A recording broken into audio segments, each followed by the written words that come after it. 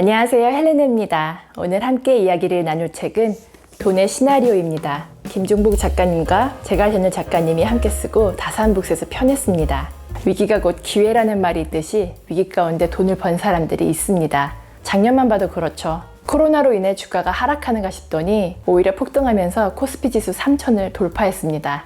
게다가 부동산 가격은 몇 년간 급등하면서 돈이 세상의 중심이 되어가는 것처럼 느껴집니다. 나만 빼고 많은 사람들이 돈을 번 것처럼 보이죠. 사람들을 만나면 어느 때보다 돈 이야기를 자주 하게 됩니다. 여러분도 주변에서 집값과 주식, 비트코인이 올라 돈을 벌었다는 말을 많이 들으셨을 겁니다. 이런 이야기를 듣다 보면 투자를 하지 않는 사람들은 불안해집니다. 부의 양극화 속에서 자신만 뒤처질까봐 이제라도 투자를 시작해야 할지 고민하게 되죠. 모든 사람은 투자자가 되어야 합니다. 하지만 사람마다 투자자가 되는 시기가 다릅니다.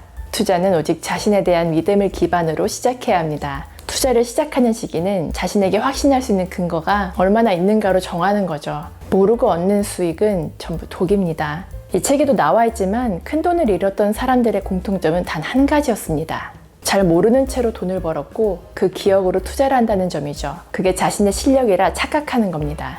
그러다 점점 더 많은 돈을 투자하게 되고 결국 더 큰 손해를 맞게 되는 거예요. 자본주의 사회에서 투자는 반드시 해야 하는 것이지만 투자자가 될 준비를 하고 나서 시작해도 늦지 않습니다. 시장은 늘 열려 있으니까요. 모든 사람은 돈을 원합니다. 다만 일시적으로 수익이 나는 돈과 영원히 수익이 나는 돈을 구분해야 합니다. 일시적인 돈은 시대가 만들어줍니다.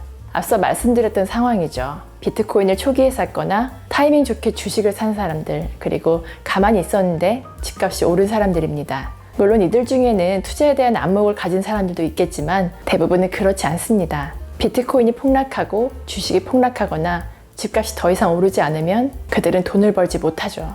반면 스스로 세운 계획으로 버는 돈은 영원한 돈입니다. 영원한 돈을 버는 사람은 시대가 어떻게 변하든 불경기가 오든 꾸준히 돈을 법니다.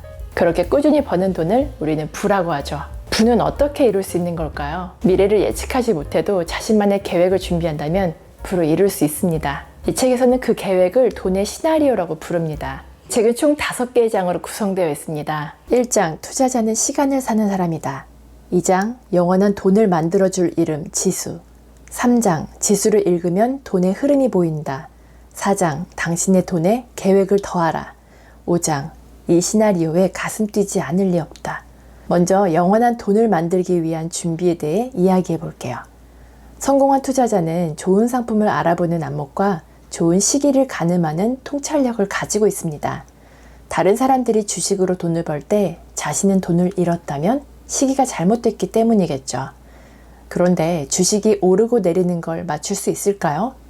그건 우리의 영역이 아닙니다. 경제가 어떻게 흐르든 어떤 상황에서도 돈을 벌 수 있는 나만의 방법을 찾아야 하는데요. 그러려면 투자에 있어 모든 행동에 대한 책임은 자신에게 있다고 보면서 잘못된 판단을 하더라도 시간을 가지고 그것을 계기로 더 성장해야 합니다. 투자자는 돈을 넘어 시간을 소유합니다. 아무리 많은 돈을 벌어도 자신의 발전을 위해 시간을 쓰지 않는다면 행복하기 어렵습니다. 투자는 돈이 아닌 시간을 쏟는 행위고 투자자는 자신을 위해 시간을 쏟는 사람입니다. 시간을 잘 써야만 의미 있는 삶을 살 수 있습니다. 직업에는 귀천이 없지만 시간에는 귀천이 있습니다. 돈은 누구나 어떻게든 벌 수 있습니다. 다만 자기가 번 돈으로 무엇을 하며 시간을 보내는지가 중요하죠. 성공한 투자자가 되기 위해서 먼저 여러분에게 주어진 시간을 어떻게 쓸지 고민해야 합니다. 시나리오를 만들어주는 맞는 키, 지수에 대해 이야기해 볼까요? 성공적인 투자를 하려면 많은 지식을 아는 것보다 자신만의 재료를 통해 많은 경험을 하는 것이 더 중요합니다. 재료의 종류는 각자 다릅니다. 인맥, 정치 분석력, 재무제표, 차트 등 다양하죠. 이 책에서는 지수를 공부한다면 원하는 부에 도달할 수 있다고 말합니다. 지수의 종류는 많습니다. 한국 주식시장은 크게 2가지 시장으로 나눌 수 있는데요. 코스피와 코스닥이죠. 코스피는 우리가 알고 있는 대표 기업들이 있는 시장이고 코스닥은 우리가 잘 모르는 기업들이 포진되어 있습니다. 가장 먼저 공부해야 하는 지수는 코스피입니다. 미국 시장과 비교하자면 한국의 코스피는 미국의 다우지수, 한국의 코스닥은 미국의 나스닥 지수로 볼 수 있습니다. 지수를 공부해야 하는 이유는 크게 3가지입니다. 첫 번째, 지수는 실질적인 경기를 선행해서 대변합니다. 지수가 올라가면 한국 경제 지표가 올라가고 실물 경제도 좋아지는 반면 지수가 빠지면 실적이 낮아지고 내수 불황으로 이어져 불경기가 옵니다. 두 번째, 지수는 누구에게나 공평합니다. 투자 수익이 보장되는 정보가 있다면 그게 내 귀까지 들어왔을 땐 대부분 끝물일 가능성이 크죠. 그런 의미에서 코스피는 누구에게나 공정한 정보를 전달해 줍니다. 세 번째, 지수는 정직하게 수치화되어 있습니다. 눈대중이나 감각에 의존하지 않고 수치화된 기준에 따라 투자하다 보면 실패의 원인도 분석하기 쉽습니다. 투자의 세계에는 영원한 상승도 영원한 하락도 없습니다. 모든 투자물은 상승과 하락을 반복하죠. 사이클이 있으면 과거의 것이 미래에 돌아옵니다. 과거로 미래를 가늠할 때 정확하게 확인할 수 있는 기준이 지수입니다. 왜 지수는 특정 사이클을 반복하고 투자의 역사는 반복되는 걸까요? 모든 투자물의 가격은 인간의 욕망으로 만들어지기 때문입니다. 돈을 벌려는 인간의 욕망은 본능적으로 움직입니다. 남들이 좋다고 하는 주식에 몰리며 너도 나도 그 회사 주식을 사려고 하다 보니 수요가 상승해서 가격은 더 오르게 됩니다. 인간의 탐욕이 개입하는 거죠. 계속 오를 것만 같던 회사의 가치도 한계점에 도달하면 떨어지게 됩니다. 왜냐하면 실제 가치보다 비싸게 측정된 회사의 주식을 사지 않으면 수요가 줄어드니까요.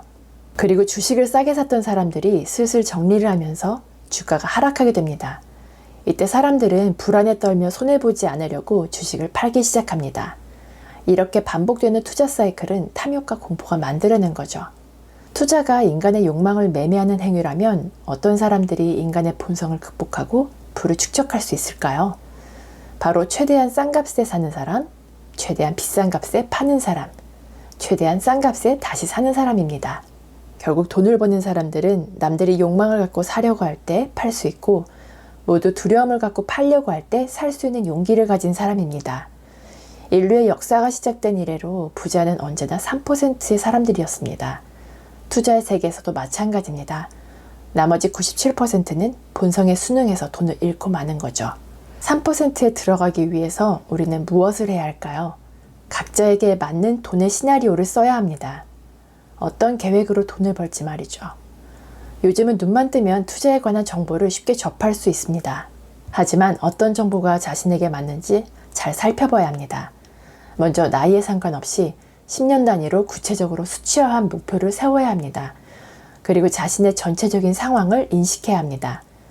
첫째, 환경을 따져봐야 합니다. 직업, 결혼, 자녀 유무, 거주 지역, 지식 수준 등을 의미합니다. 자신의 여건에 맞게 투자물의 종류를 결정해야 합니다.